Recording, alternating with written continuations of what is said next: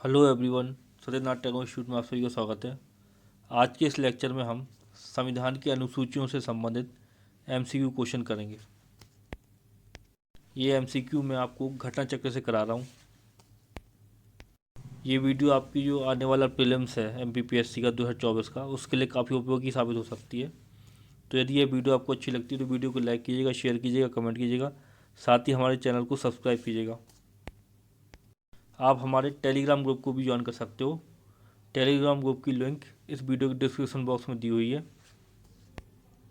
Telegram group पर आपकी परीक्षा से संबंधित कई सारा उपयोगी मटेरियल हमारे इंस्टीट्यूट द्वारा डाला जाता है। तो चलिए लेक्चर को स्टार्ट करते हैं। तो देखो आपके सामने पहला क्वेश्चन क्या है। भारतीय संविधान में कुल अनुसूचियां हैं, ठीक है। तो आपको बताना है कि भारतीय संविधान में अनुसूचियों की संख्या कितनी है, ठीक है। आपके ऑप्शन है ए 12, बी 16, सी 8 या डी 10। तो आपको इसमें से बताना है कि भारतीय संविधान में कितनी अनुसूचियां हैं, ठीक है। तो करिए आंसर। तो देखो इसका सही आंसर है ए नंबर का। भारतीय संविधान में 12 अनुसूचियों की बात कही गई है, ठीक है ना। अब थोड़ा सा हम डिस्कशन पढ़ लेते हैं इसका। तो देखो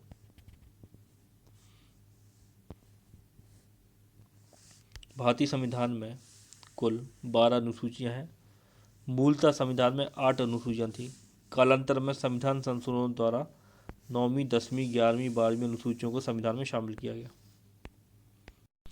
वर्तमान में कितनी अनुसूचियां हैं? 12 अनुसूचियां हैं, ठीक है ना। और मूल भारतीय संविधान में कितनी थी? 8 अनुसूचियां थी। बाद में 4 अनुसूचियां जो है वो विभिन्न संवैधानिक संशोधन के माध्यम से क्या किया गया? संविधान में जोड़ी गई, ठीक है। फिर देखो अगला क्वेश्चन। अगेन वही क्वेश्चन है कि भारतीय संविधान में अनुसूचियां कितनी हैं, ठीक है ना। भारतीय संविधान में 9 अनुसूचियां, 10 अनुसूचियां, 12 अनुसूचियां, 11 अनुसूचियां, कितनी अनुसूचियां? तो वही क्वेश्चन है, इसका सही आंसर है बी, ठीक है ना। भारतीय संविधान में कितनी अनुसूचियां हैं? 12 अनुसूचियां। अब हम देखते हैं अगला क्वेश्चन। तो देखो आपके सामने एक प्रश्न दिया हुआ है, पढ़ते हैं हम। निम्नलिखित कथनों पर विचार करिए, ठीक है ना। तो निम्नलिखित कथनों पर विचार करना है। तो देखो पहला कथन क्या है? भारत के संविधान में 20 भाग हैं। दूसरा कथन है भारत के संविधान में कुल 390 अनुच्छेद हैं। तीसरा कथन जो आपका है वो है भारत के संविधान में 9वीं, 10वीं, 11वीं और 12वीं अनुसूचियों को संविधान संशोधन अधिनियम द्वारा जोड़ा गया, ठीक है। फिर आपको उपरोक्त कथनों में से कौन सा सही है या कौन से सही है बताना है, ठीक है। तो आपके ऑप्शन है ए 1 और 2, बी केवल 2, सी केवल 3, डी 1, 2, 3। तो आपको बताना है कि जो 3 कथन आपको दिए गए हैं उनमें से कौन से सही हैं, ठीक है।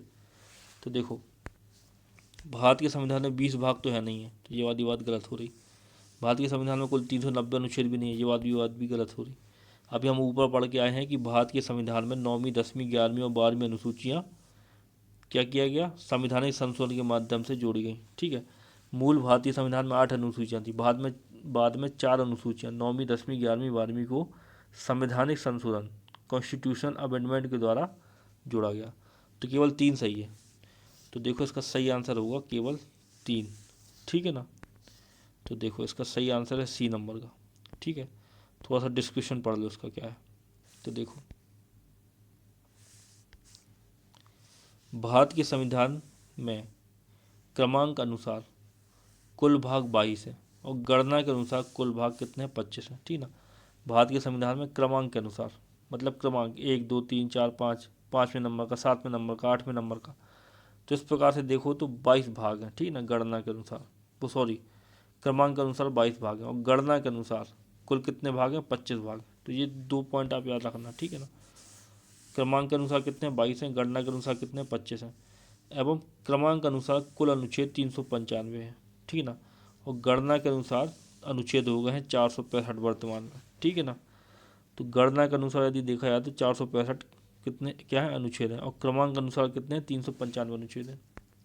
फिर देखो मूल संविधान में कुल 8 अनुसूचियाँ थी तथा 9वीं, 10वीं, 11वीं, 12वीं अनुसूची को संविधान संशोधन अधिनियम कम सा पहले जो 9वीं अनुसूची थी वो पहले संविधान संशोधन अधिनियम द्वारा जोड़ी गई।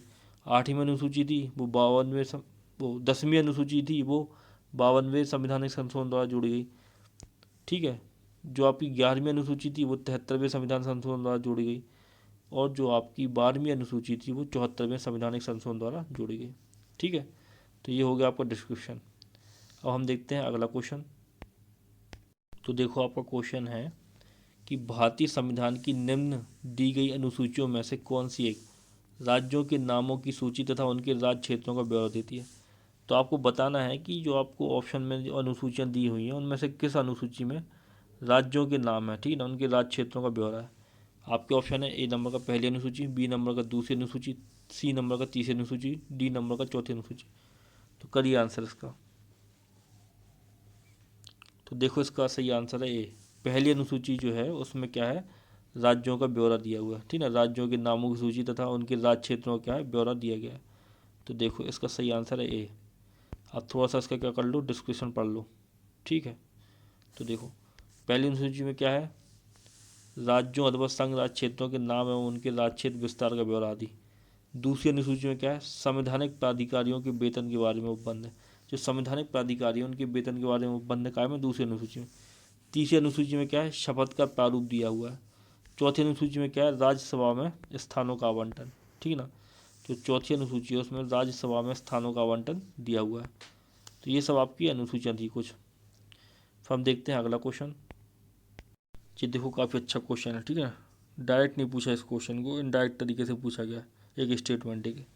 तो देखो क्वेश्चन क्या है, यदि भारत संघ के एक नए राज्य का सृजन करना हो, यदि भारत संघ के एक नए राज्य का सृजन करना हो तो संविधान की निम्नलिखित अनुसूचियों में से किसी एक को अवश्य संशोधित किया जाना चाहिए।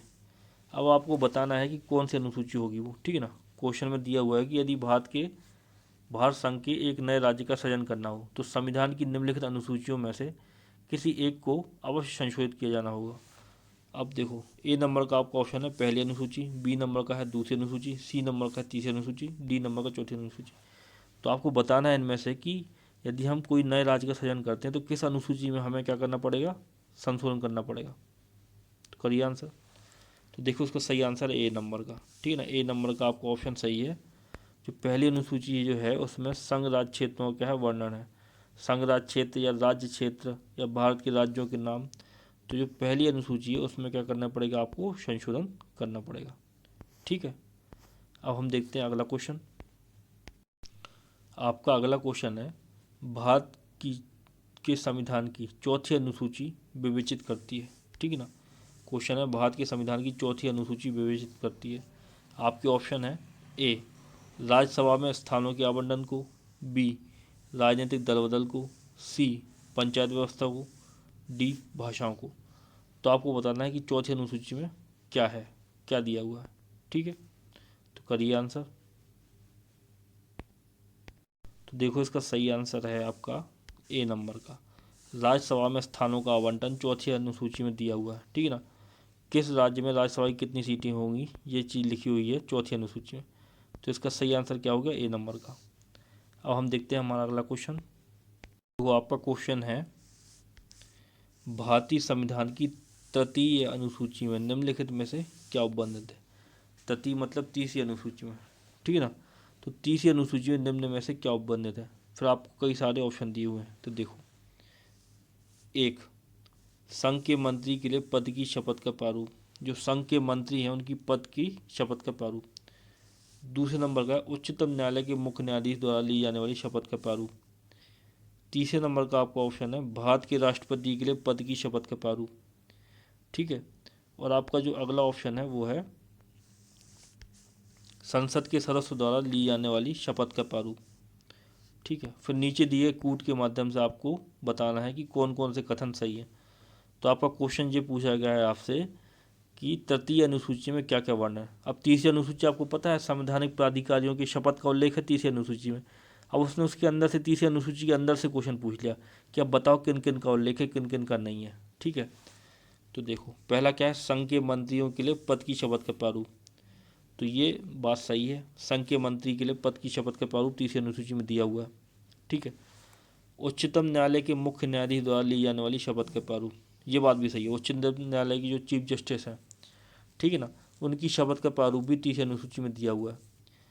तीसरा है भारत के राष्ट्रपति के लिए पद की शपथ का प्रारूप, ये बात गलत है, ठीक है ना। भारत का राष्ट्रपति जो है आर्टिकल 60 के तहत शपथ लेता है, ठीक है ना। भारत का राष्ट्रपति आर्टिकल 60 के तहत शपथ लेता है, ये बात आप याद रखना, ऐसे क्वेश्चन आपको कंफ्यूज करेंगे। तो भारत के राष्ट्रपति की शपथ नहीं है 30वीं अनुसूची में, बाकी सबकी शपथ है, ठीक है। राज्यपाल की भी शपथ नहीं है 30वीं अनुसूची में, ठीक है। तो राष्ट्रपति, उपराष्ट्रपति और राज्यपाल की शपथ का उल्लेख नहीं है 30वीं अनुसूची में, ये बात आपको याद रखना है, ठीक है ना। 30वीं अनुसूची में राष्ट्रपति का, उपराष्ट्रपति का और राज्यपाल की शपथ का उल्लेख नहीं है। राज्यपाल लेता है 159, आर्टिकल 159 के तहत शपथ, ठीक है ना। जो आपके उपराष्ट्रपति जो होते हैं वो आर्टिकल 69 के तहत शपथ लेते हैं, समझ रहे आप बात। और राष्ट्रपति जो है वो आर्टिकल 60 के तहत शपथ लेता है। तो ये बात क्या है आपकी गलत हो रही है, तीसरे नंबर का आपका ऑप्शन गलत हो रहा है। फिर देखो चौथे नंबर का, संसद के सदस्यों द्वारा ली जाने वाली शपथ का प्रारूप। तो संसद के सदस्यों की शपथ का प्रारूप तो है 30वीं अनुसूची में, ठीक है। तो ये वाला सही है, ये वाला सही है, ये वाला सही है। तो आपके कौन कौन सही है, 1, 2 और 4 सही है। तो देखो 1, 2 और 4 किस कूट में आपके दिए हुए हैं, देखो गौर से। तो देखो सी नंबर का कूट सही है, 1, 2 और 4 सी नंबर के कूट में दिए हुए हैं। सही आंसर क्या हो गया, सी हो गया, ठीक है ना। आंसर सी आपका सही है। थोड़ा सा इसका डिस्क्रिप्शन पढ़ लो, डिस्क्रिप्शन पढ़ लेते हैं। तो देखो, भारतीय संविधान की तृतीय अनुसूची में शपथ या प्रतिज्ञान के प्रारूप से संबंधित है। भारतीय संविधान की तृतीय अनुसूची शपथ या प्रतिज्ञान के प्रारूप से क्या है, संबंधित है। इस अनुसूची में निम्न के द्वारा ली जाने वाली पद तथा गोपनीयता की शपथ या प्रतिज्ञान का क्या है, प्रारूप दिया गया है, ठीक है ना। अब उन्होंने सब बता दिया, देखो इसमें डिस्क्रिप्शन में कौन किस किस की शपथ का प्रारूप है 30वीं अनुसूची में। देखो, संघ के मंत्री की शपथ की बात कही गई है 30वीं अनुसूची में। संसद के निर्वाचन के अभ्यर्थी हैं, उनकी शपथ का प्रारूप भी है 30वीं अनुसूची में। संसद के जो सदस्य हैं, मेंबर ऑफ पार्लियामेंट, उनकी भी शपथ का उल्लेख है 30वीं अनुसूची में। उच्चतम न्यायालय के न्यायाधीश और भारत के नियंत्रक और महालेखा परीक्षक की शपथ का उल्लेख भी है 30वीं अनुसूची में, ठीक है ना। किसी राज्य के मंत्री की शपथ का उल्लेख भी है 30वीं अनुसूची में। राज्य विधानमंडल के निर्वाचन के अभ्यर्थियों, ठीक है ना, इनकी भी शपथ का उल्लेख है 30वीं अनुसूची में। राज्य विधानमंडल के सदस्यों की शपथ का उल्लेख है 30वीं अनुसूची में।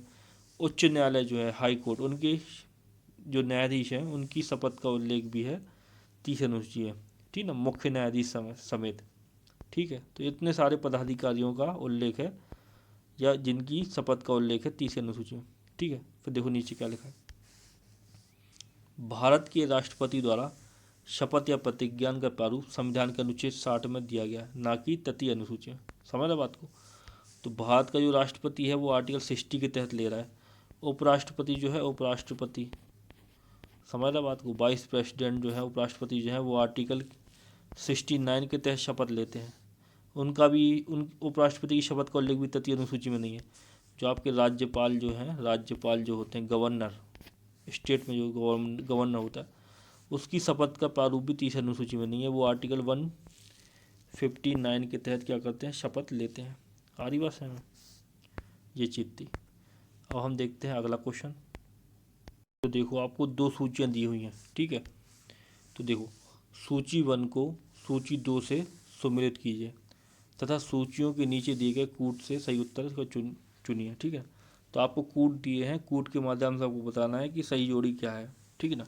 तो सूची 1 को सूची 2 से क्या करना है, सम्मिलित करना है। तो देख लो, तो एक तरफ आपकी सूची में लिखी हुई है संविधान की अनुसूचियाँ, एक तरफ की सूची में लिखे हैं उसके विषय, ठीक है। तो आपको बताना है कि किस सूची में कौन से विषय हैं, कूट के माध्यम से, ठीक है। तो देखो, चतुर्थ अनुसूची जो है, चतुर्थ अनुसूची में क्या है, राज्यसभा है, ठीक है ना। तो आपका ए नंबर क्या हो गया, 3 हो गया, ठीक है। कूट बना रहे हैं हम। चतुर्थ अनुसूची में क्या है, राज्यसभा के क्षेत्रों का वर्णन है, ठीक है। जो आपकी 6वीं अनुसूची है, ठीक है ना, 6वीं अनुसूची में आपकी क्या है, आपके जनजातीय क्षेत्रों का वर्णन है। तो बी का क्या हो गया आपका 4, ठीक है ना। फिर आपकी जो अष्टम अनुसूची है, मतलब 8वीं अनुसूची है, उसमें क्या है, भाषा संबंधी प्रावधान है, 22 भारतीय भाषाओं का उल्लेख है उसमें, ठीक है। तो आपकी जो 8वीं अनुसूची है उसका क्या कूट हो गया, 2, ठीक है। फिर आपका डी नंबर का बचा। 9वीं अनुसूची जो है आपकी, 9वीं अनुसूची क्या से संबंधित है, भूमि सुधार से संबंधित है। तो डी का क्या हो गया 1 हो गया। तो आपका सही कूट क्या हो गया 3 4 2 1, ठीक है ना, समझ गए आप। चौथी अनुसूची कासे संबंधित है, राज्यसभा से संबंधित है। छठवीं अनुसूची कासे संबंधित है, जनजातीय क्षेत्रों के प्रशासन से संबंधित है। आठवीं अनुसूची कासे संबंधित है, 22 भारतीय भाषाओं को लेकर भाषा से संबंधित है। नौवीं अनुसूची कासे संबंधित है, भूमि सुधार से संबंधित है। ठीक है, अब हम देखते हैं कूट और सही आंसर का चयन करते हैं। ये आपके कूट है, ठीक है, तो आपको बताना है आपका कूट कितना बन रहा था 3 4 2 1, 3 4 2 1 हमारा कूट बन रहा था। तो देखो सी नंबर का ऑप्शन सही है, 3 4 2 1, ठीक है ना, यही हमने कूट बनाया था। तो देख लो इसका सही आंसर क्या है, सी। ठीक है, थोड़ा सा डिस्कशन पढ़ लो और क्लियर हो जाएगा। पढ़ते रहो, रिवाइज होती रहेंगी चीज़ें, भले ही अभी मैं आपको ऊपर बता चुका हूँ सब कुछ, फिर से देख लो। चतुर्थ अनुसूची, राज्यसभा में स्थानों का आवंटन। षष्ठम अनुसूची, असम मेघालय त्रिपुरा और मिजोरम राज्यों की जनजातीय क्षेत्रों का वर्णन है इसमें। अष्टम अनुसूची, इसमें भाषाएं हैं 22 भारतीय भाषाएं। नौवीं अनुसूची, भूमि सुधार अधिनियम। ठीक है, अब हम देखते हैं अगला क्वेश्चन। तो फिर आपको 2 सूचियाँ दी गई हैं इस क्वेश्चन में। अगला क्वेश्चन जो आपका है उसमें आपको सूची 1 को सूची 2 से क्या करना है, सम्मिलित करना है तथा सूचियों के अंत में दिए गए कूट से सही उत्तर का क्या करना है, चयन करना है। ठीक है, हम देखते हैं सूचियों को। ठीक है, नीचे कूट दिए हुए हैं, कूट के अनुसार आपको आंसर करना है। ठीक है, अब आपको कूट भी दिख रहे होंगे, सूची भी दिख रही है, तो आपको बताना है। तो देखो हम मिलाते हैं। सबसे पहले देखो 7वीं अनुसूची जो है, 7वीं अनुसूची में क्या है। ठीक है, तो 7वीं अनुसूची में क्या है, विधायी शक्तियों का है वितरण है। ठीक है ना, तो ए का क्या हो गया 1 हो गया। ठीक है, बी सी, ठीक है, डी, और अच्छे से लिख लेते हैं एक बार, ए बी सी डी। ठीक है ना, तो 7वीं अनुसूची का क्या है आपका, विधायी शक्तियों का वितरण है इसमें। तो ए का क्या हो गया आपका 3 हो गया। ठीक है ना, 8वीं अनुसूची में क्या है, भाषाएं हैं, तो बी का क्या हो गया 1 हो गया। 9वीं अनुसूची में क्या है आपका, 9वीं अनुसूची में कुछ अधिनियमों क्या है, विधि मान्यकरण है, तो देखो सी का क्या हो गया आपका 4 हो गया। ठीक है, 10वीं अनुसूची में क्या है, दल बदल परिवर्तन के आधार पर निर्भरता। ठीक है, दल बदल संबंधी कानून है 10वीं अनुसूची में। तो डी का क्या हो गया 2 हो गया। तो आपका सही कूट क्या होगा 3 1 4 2। ठीक है ना, 3 1 4 2। तो देख लो इसमें से कौन सा कूट आपका सही हो रहा। तो देखो सी नंबर का कूट आपका सही हो रहा है 3 1 4 2, तो ये आपका सही है। ठीक है, आगे बस है में।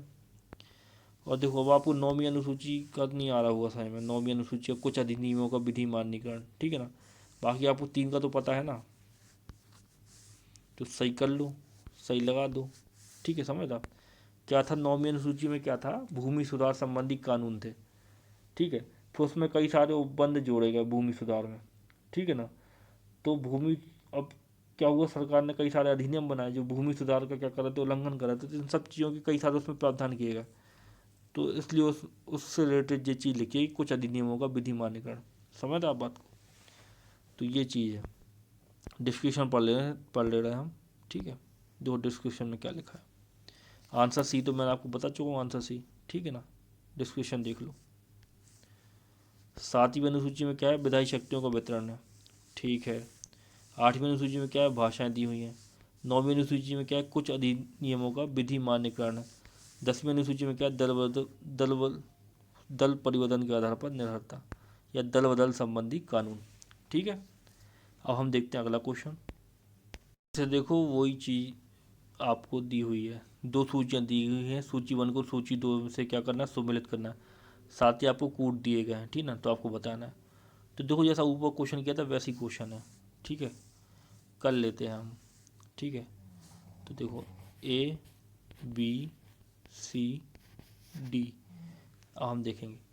तो 7वीं अनुसूची में क्या है, संघ राज्य तथा संमति सूचियाँ हैं।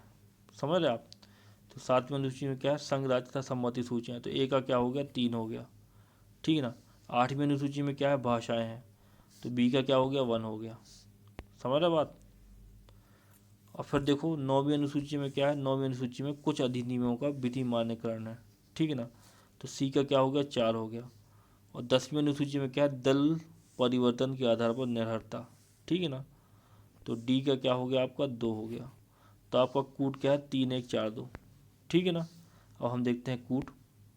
वो आपका कूट क्या था, 3 1 4 2, ठीक है ना। तो देखो डी नंबर का सही है। ऊपर वाला क्वेश्चन जो का तो है 3 1 4 2, देखो डी, तो डी नंबर का आपका ऑप्शन क्या है, सही है। फिर हम देखते हैं अगला क्वेश्चन। देखो ये क्वेश्चन अच्छा है, ठीक है ना। आईएएस में पूछा है ये क्वेश्चन, देखो आईएएस प्री में ये क्वेश्चन आया है, आईएएस प्री 2019 में, ठीक है। तो देखो क्वेश्चन क्या है, किस प्रधानमंत्री के कार्यकाल के दौरान भारत के संविधान में 9वीं अनुसूची को पुनः स्थापित किया गया, मतलब 9वीं अनुसूची को जोड़ा गया। तो किस प्रधानमंत्री के कार्यकाल में?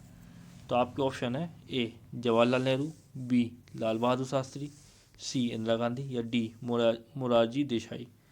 तो आपको बताना है किस प्रधानमंत्री के कार्यकाल के दौरान क्या किया गया, 9वीं अनुसूची को पुनः स्थापित किया गया। तो करिए आंसर। तो देखो इसका सही आंसर है ए जवाहरलाल नेहरू, ठीक है ना। अब हम थोड़ा सा डिस्कशन पढ़ लेते हैं इसका, इसमें क्या लिखा हुआ है, ठीक है। तो देखो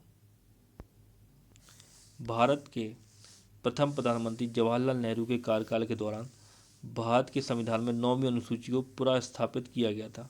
9वीं अनुसूची को प्रथम संविधान संशोधन अधिनियम 1951 के द्वारा क्या किया गया, संविधान में वर्ष 1951 में जोड़ा गया। इसके अंतर्गत शामिल किए जाने वाले अधिनियमों और विनियमों के विधि मान्यकरण और उन्हें न्यायिक उन्मुक्ति प्रदान करने का उपबंध, ठीक है ना, इसी संशोधन से अंतः स्थापित अनुच्छेद 31 खा के माध्यम से, ठीक है ना, किया गया। इसका मुख्य उद्देश्य तत्कालीन समय में जमींदारी उन्मूलन हेतु निर्मित किए जाने वाले भूमि सुधार कानूनों को न्यायालय में चुनौती दिए जाने से रोकना था। इसी उद्देश्य से राज्यों के भूमि सुधार कानूनों को संवैधानिक सुरक्षा प्रदान करने हेतु उन्हें 9वीं अनुसूची में शामिल किया गया। देखो कहानी क्या थी, 9वीं अनुसूची में क्या थे, भूमि सुधार संबंधी कानून थे। जब हमारा देश आज़ाद हुआ तो देश की 90% जमीन, ठीक है ना, पूरे देश की 90% जमीन कुछ मुश्किल से 5 6 या 10% लोगों के पास थी। अब ये समस्या का विषय था, क्योंकि ज़्यादातर बड़े भूस्वामी थे, जमींदार थे, उनके पास में ज़्यादातर गांव की ज़मीन होती थी। अब क्या करना था, भूमि का सुधार करना था, भूमि सुधार करना था, मतलब कि सब लोगों को समान रूप से ज़मीन देनी थी, ठीक ना। ये छोटे किसान थे, उनको ज़मीन प्रदान करनी थी, ठीक है। अब किन से लेके प्रदान करेंगे, जमींदारों से प्रदान करेंगे।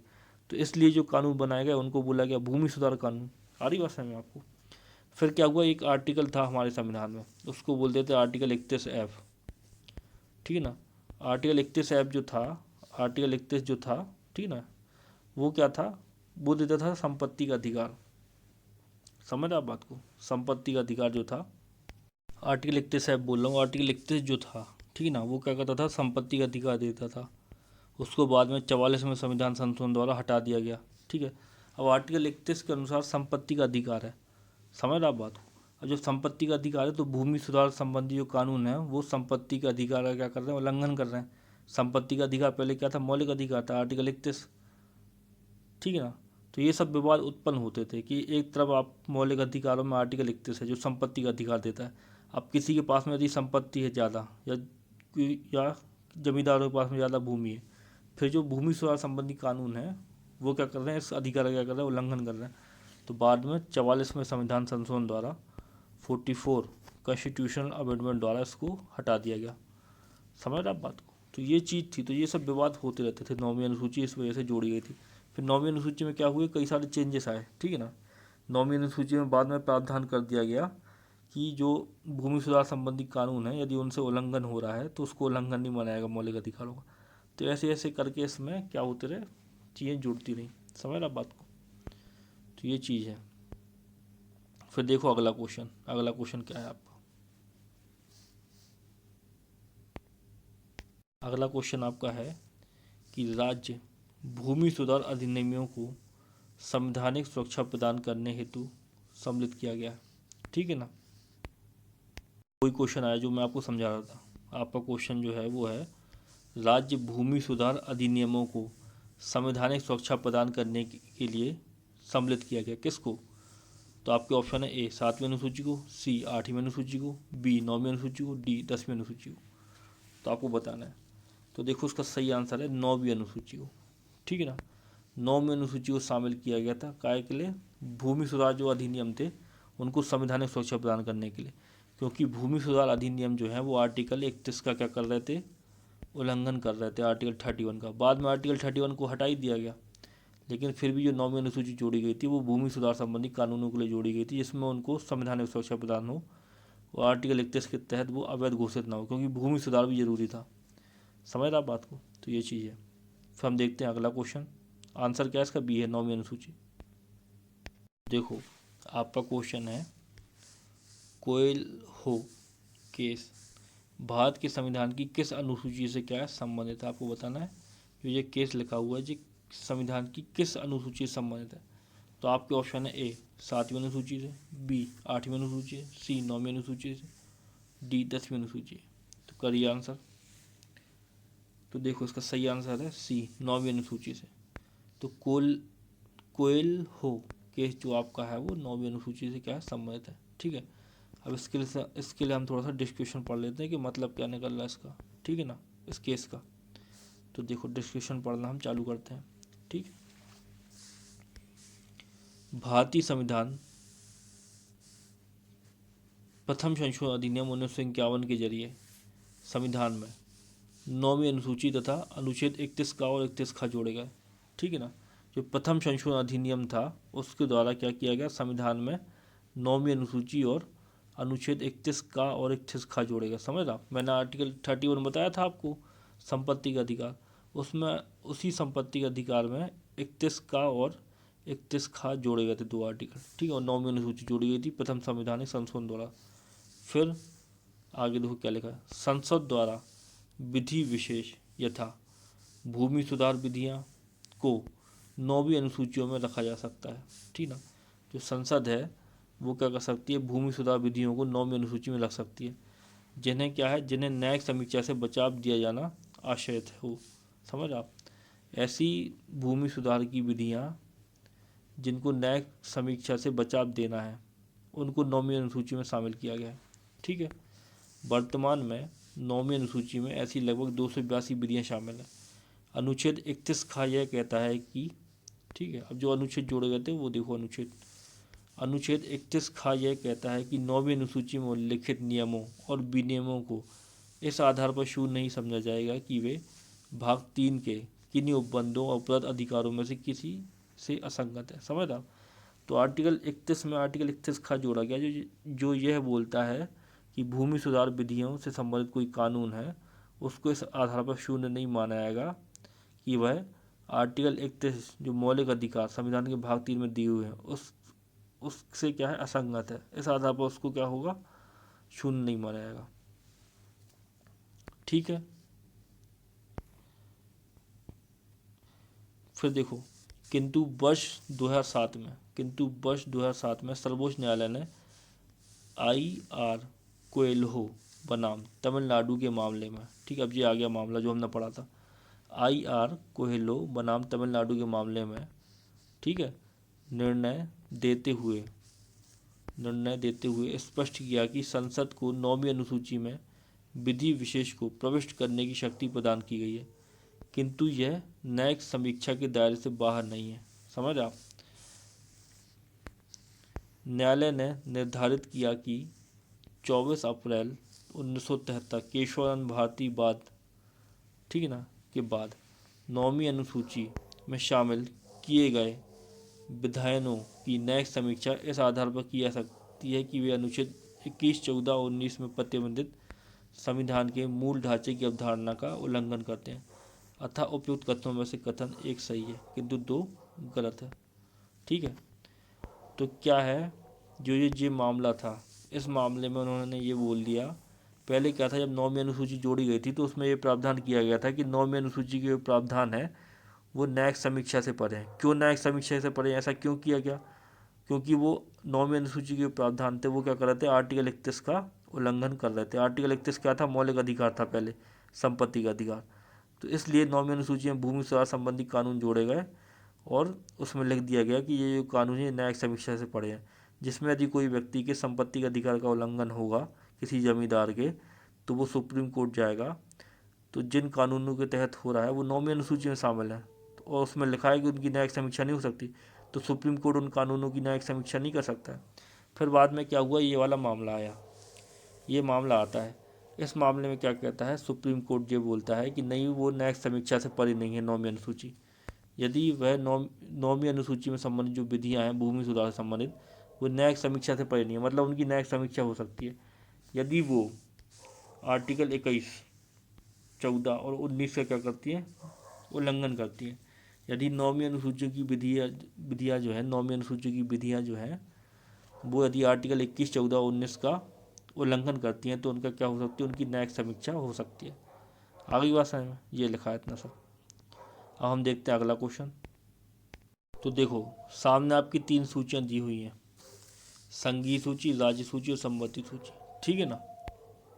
तो 7वीं अनुसूची है, उसमें क्या है, केंद्र एवं राज्यों की भी शक्तियों का विभाजन है। 7वीं अनुसूची में 3 अनुसूचियाँ दी हुई हैं, संघीय सूची, राज्य सूची और संबंधित सूची।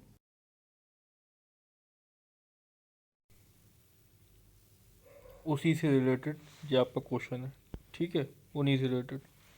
तो देखो, आपको दी हुई है संघीय सूची, सामने दी हुए हैं विषय आपके, ठीक है ना, ये सूचियाँ दी हुई हैं और ये दिए हुए हैं विषय, आपको बताना है किस सूची में कितने विषय हैं। तो देखो नीचे ये आपके कूट दिए हुए हैं, ठीक है ना, इन कूट के अनुसार आपको बताना है कि कौन सा कूट सही है, ठीक है। अब हम देखते हैं। तो संघीय सूची जो है, संघीय सूची में कितने विषय हैं, 97 विषय हैं। तो पहले का आपका कूट क्या हो गया, ए, ठीक है ना, ठीक है, ऐसे हम बना देते हैं। राज्य सूची में कितने विषय हैं आपके, राज्य सूची में आपके विषय हैं 66। दूसरे क्या हो गया आपका सी, ठीक है। संबंधित सूची में कितने विषय हैं, संबंधित सूची में विषय हैं 47, ठीक है ना। तो तीसरे क्या हो गया आपका बी। तो ए सी बी आपका कूट सही है, ठीक है। तो देखो ए सी बी कूट कायम है। तो देखो बी नंबर का जो आपका ऑप्शन है उसमें क्या है, ए सी बी है, तो आपका बी नंबर का ऑप्शन सही है, ठीक है ना। तो बी नंबर का आपका ऑप्शन क्या है, सही है। अब हम देखते हैं हमारा अगला क्वेश्चन। थोड़ा सा इसका डिस्क्रिप्शन देख लो, ठीक है ना, देख लो एक बार। संघीय सूची में 97 विषय हैं, वर्तमान में कितने हैं, 98 गणना अनुसार। राज्य सूची में 66 विषय हैं, वर्तमान में कितने हैं, 59। संबंधित सूची में कितने विषय थे, 47 विषय थे, वर्तमान में कितने हुए, 52 हुए। तो ये पुराने दिए हुए थे विषय, ठीक है ना, ये क्वेश्चन में आपको वर्तमान में इतने हो गए हैं, संघ सूची में 98 हो गए हैं, राज्य सूची में 59 हो गए हैं, संबंधित सूची में 52 हो गए। आधी बात समझ में, तो ये चीज़ थी। अब हम देखते हैं हमारा अगला क्वेश्चन।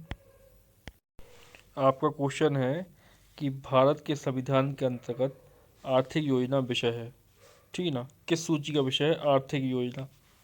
समझ रहे, आर्थिक योजना किस सूची का विषय आपको बताना है। तो देखो, पहला आपका ऑप्शन है राज्य सूची का विषय, बी नंबर का आपका ऑप्शन है संघ सूची का विषय, सी नंबर का ऑप्शन है संबंधित सूची का विषय, या डी नंबर का विषय है किसी सूची में निर्दिष्ट नहीं है, मतलब किसी भी सूची में नहीं है। तो आर्थिक नियोजन, आर्थिक योजना निम्नलिखित में से किस सूची में है, राज्य सूची, संघ सूची, संबंधित सूची। तो बताइए, इस सूचियों के अंदर से क्वेश्चन है, ठीक है ना। 7वीं अनुसूची में दी हुई है ये तीनों सूची, राज्य सूची, संबंधित सूची और संघ सूची, ठीक है। तो देखो इसका सही आंसर है संबंधित सूची। आर्थिक योजना, देखो आप थोड़ा बहुत भी खुद से दिमाग लगाओगे तो आर्थिक योजना जो है, केंद्र सरकार भी अपनी आर्थिक योजना बनाती है, राज्य सरकार भी आर्थिक योजना बनाती है, बजट बनाती है, नीतियाँ बनाती हैं, कई सारी क्रियाएँ करती हैं, आर्थिक क्रियाकलाप करती है। तो आर्थिक योजना क्या होगा, संबंधित सूची का विषय होगा। संबंधित सूची में ऐसे विषय रखे गए हैं जिसमें केंद्र और राज्य क्या होती हैं, दोनों कानून बनाते हैं। आ रही बात सर, तो आंसर सी सही है इसका, ठीक है, ये वाला सही है। फिर देखो थोड़ा सा डिस्क्रिप्शन पढ़ लो, डिस्क्रिप्शन क्या है। तो देखो, संबंधी सूची की प्रविष्टि संख्या 20 आर्थिक और सामाजिक आयोजना का उल्लेख करती है। धातव्य है कि इस उपबंध के आधार पर भारत सरकार ने योजना आयोग का गठन किया था। आदि वर्ष में ये चीज़ है, राज्य में भी योजना आयोग होते हैं, हमारे यहाँ एमपी में भी है, ठीक है, समझ रहे आप बात। राज्य योजना एवं नीति आयोग उसका नाम हो गया एमपी वाले का। तो दोनों बनाते हैं आर्थिक नियोजन पे, तो आर्थिक योजना पे दोनों का क्वेश्चन को आप अपने दिमाग से सही कर सकते हो कि संबंधित सूची का विषय होगा। फिर देखो अगला क्वेश्चन, फिर से देखो वही क्वेश्चन है कि आर्थिक नियोजन भारतीय संविधान की किस सूची में सम्मिलित है, संघ सूची में, राज्य सूची में, संबंधित सूची में, विशेष सूची में, किस सूची में। ऊपर किया अभी हमने संबंधित सूची में, ये वाला आपका क्या है, सही है। आर्थिक योजना किस सूची में सम्मिलित विषय है, संबंधित सूची में। आंसर क्या है, सी है। हम देखते हैं अगला क्वेश्चन। तो देखो ये अच्छा क्वेश्चन है, ठीक है ना, इस क्वेश्चन को अच्छे तरीके से देखो। क्या है क्वेश्चन, जानवरों के प्रति, ठीक है ना, क्रूरता की रोकथाम को भारतीय संविधान की किस अनुसूची में रखा गया है। ठीक है, जानवरों के प्रति क्रूरता की रोकथाम को भारतीय संविधान की किस अनुसूची में रखा गया है। तो पहला आपका ऑप्शन है केंद्रीय सूची, बी नंबर का ऑप्शन है राज्य सूची, सी नंबर का आपका ऑप्शन है संबंधित सूची, डी नंबर का आपका ऑप्शन है उद्घोषिका यानी प्रस्तावना, ई नंबर का आपका ऑप्शन है उपयुक्त में से कोई नहीं। ठीक है, तो आपको बताना है जानवरों के प्रति क्रूरता की रोकथाम को भारतीय संविधान की किस अनुसूची में रखा गया है। ठीक है, किस अनुसूची बोल रहा हूँ, किस सूची में रखा गया है। ठीक है ना, 7वीं अनुसूची में तो ये सारी सूचियाँ दी हुई हैं। तो देखो बताओ, आंसर देखो इसका है सी, संबंधित सूची में जानवरों के प्रति क्रूरता की रोकथाम को भारतीय संविधान की किस अनुसूची में रखा गया, संबंधित सूची में रखा गया। तो सी नंबर का आपका ऑप्शन क्या है, सही है। ठीक है, देख लो, डिस्कशन पढ़ लो थोड़ा सा। जानवरों के प्रति क्रूरता की रोकथाम संविधान की 7वीं अनुसूची की संबंधित सूची में प्रविष्टि 17 के तहत उल्लेखित है। आ गई बात समझ, ये चीज़ है। तो हम देखते हैं अगला क्वेश्चन हमारा। अब आपको बताना है इस क्वेश्चन में, देखो निम्नलिखित में से कौन सा विषय संबंधित सूची का है। ठीक है, ए पुलिस, बी आपराधिक मामले, सी रेडियो और टेलीविज़न, डी विदेशी मामले। तो आपको बताना है कि कौन सा विषय है संबंधित सूची का। देखो खुद से दिमाग लगाने की कोशिश करो, विदेश मामले संबंधित सूची का विषय होगा क्या। राज्य सरकार के विदेश मामलों के तहत कानून बनाती है, नहीं बनाती है। ठीक है, अब जो पुलिस वाली बात है, ठीक है ना, पुलिस की जो होता है राज्य का विषय है, वो पुलिस कानून राज्य सरकार बनाती है। रेडियो टेलीविज़न केंद्र सरकार बनाती है इस पर कानून। अब आता है केवल एक ऑप्शन बी आपराधिक मामले। तो इसका सही आंसर क्या है, बी आपराधिक मामले क्या है, संबंधित सूची का विषय है। समझ, संबंधित सूची का मतलब है ऐसी सूची जिसमें जो विषय दिए हुए हैं उन पर कानून केंद्र सरकार भी बना सकती है, राज्य सरकार भी बना सकती है, और विवाद की स्थिति में केंद्र सरकार द्वारा बनाया गया कानून क्या होगा, मान्य होगा। आगे बात समझ। अब देख लो अगला क्वेश्चन। तो देखो इसका सही आंसर देख लो, बी है। ठीक है, इसका थोड़ा सा डिस्क्रिप्शन देख लो। देखो डिस्क्रिप्शन क्या लिखा हुआ है, प्रश्नगत विकल्पों में प्रदत्त विषयों में से पुलिस राज्य सूची का विषय है। ठीक है ना, और विदेशी मामले तथा रेडियो और टेलीविज़न जैसे प्रसारण संघ सूची का विषय है, जबकि आपराधिक मामले संबंधित सूची का विषय है। या तो देखो आप जो आपकी सूची दी हुई है ना, ये संबंधित सूची, राज्य सूची या संघ सूची, इनके सारे विषय आप पढ़ लो, एक बार दिमाग में रख लो, या फिर थोड़ा कॉमन सेंस से क्वेश्चन को सही करना सीख जाओ। ठीक है, पुलिस से संबंधित व्यवस्था क्या होती है, हर राज्य की अलग अलग होती है। किसी राज्य में डीजीपी होता है, सबसे बड़ा अधिकारी, किसी राज्य में कमिश्नर होता है, कहीं पे पुलिस की कमिश्नर प्रणाली लागू होती है। हमारे एमपी में भी कमिश्नर प्रणाली लागू हुई पुलिस की, समझ रहे आप। इंदौर और भोपाल में कमिश्नर सिस्टम लागू हो गया है पुलिस का, पहले नहीं था। कभी डीजीपी होता है, ठीक है ना, कभी आईजी होता था। ठीक है, तो इस प्रकार से इंस्पेक्टर जनरल इसको बोलते थे। तो अलग अलग होती हैं। ठीक है ना, तो पुलिस राज्य का विषय हो गया। अब और ये विदेशी मामले और ये क्या हो गया, रेडियो टेलीविज़न जो हो गया केंद्र का विषय। तो कॉमन सेंस लगाने की कोशिश करो, आपराधिक मामले जो आपके हैं ये हो सकते हैं संबंधित सूची के विषय। आदिवासी में फिर देखो अगला क्वेश्चन। तो देखो आपका क्वेश्चन है, निम्नलिखित में से कौन सी मद भारत के संविधान की संबंधित सूची में है। ठीक है, आपका ए नंबर का ऑप्शन है जनसंख्या नियंत्रण और परिवार नियोजन, बी नंबर का ऑप्शन है लोक स्वास्थ्य और स्वच्छता, सी नंबर का आपका ऑप्शन है प्रति व्यक्ति कर, और डी नंबर का ऑप्शन है आपका निखात निधि। तो आपको बताना है निम्नलिखित में से कौन सी मद भारत के संविधान की संबंधित सूची में है। तो देखो इसका सही आंसर ऑप्शन है जनसंख्या नियंत्रण और परिवार नियोजन। आदिवासी में ए नंबर का ऑप्शन क्या है, सही है। तो उत्तर क्या है, ए सही है। इसका हम डिस्क्रिप्शन पढ़ लेते हैं। ठीक है, तो डिस्क्रिप्शन पढ़ो क्या लिखा है। ठीक है, तो देखो जनसंख्या नियंत्रण और परिवार नियोजन संबंधित सूची तथा लोक स्वास्थ्य और स्वच्छता प्रति व्यक्ति कर एवं निखात निधि राज्य सूची के अंतर्गत आते हैं। आगे बात समझ में, ये विषय आपके धीरे धीरे क्लियर होते आ रहे हैं, इनको नोट्स बना लेना। ठीक है, फिर देखते हैं अगला क्वेश्चन। देखो अगला क्वेश्चन बढ़िया क्वेश्चन है।